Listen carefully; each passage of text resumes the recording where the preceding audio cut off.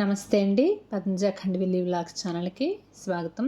పంచారామ క్షేత్రమైన ద్రాక్షారామానికి చుట్టూ పద్మాకారంలో ఉన్న నక్షత్ర పాద శివాలయాల సిరీస్లో ఈరోజు మనం కే గంగవరం మండలంలో ఉన్న వట్రపూడి క్షేత్రంలో ఉన్న శివాలయాన్ని దర్శనం చేసుకుందామండి.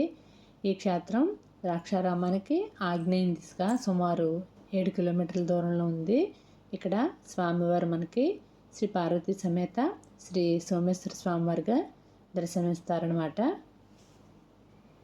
ఈ ఆలయం కృత్తికా నక్షత్రం 3వ పాదానికి చెందిన ఆలయం అండి. కృత్తికా నక్షత్రం 3వ పాదం ఉన్నవాళ్ళు ఇక్కడ పూజలు అభిషేకాలు చేయించుకుంటూ ఉంటారు. అలాగే ఈ నక్షత్రంలో జన్మించిన శిశువులకి ఏవైనా శాంతులు ఉంటే కనుక ఇక్కడ అభిషేక శాంతులు కూడా నిర్వహించుకుంటూ ఉంటారు.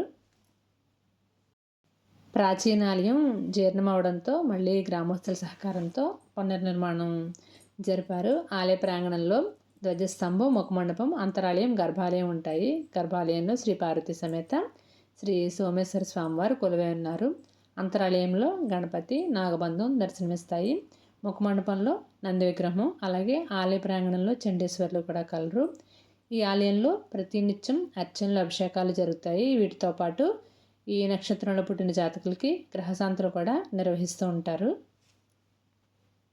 కృత్తికా నక్షత్రం 3వ పాదం వాళ్ళు ఇక్కడ ఆలయాన్ని దర్శించుకున్న తర్వాత విలాస గంగవరంలో ఉన్న వృషభ రాశికి సంబంధించిన ఆలయాన్ని దర్శించుకుని తర్వాత ద్రాక్షారామ భీమేశ్వర స్వామిని దర్శించుకుంటే గ్రహశాంతి జరిగి శివానుగ్రహం కలుగుతుందని భక్తుల విశ్వాసం. వీడియో నచ్చితే తప్పకుండా లైక్ చేయండి.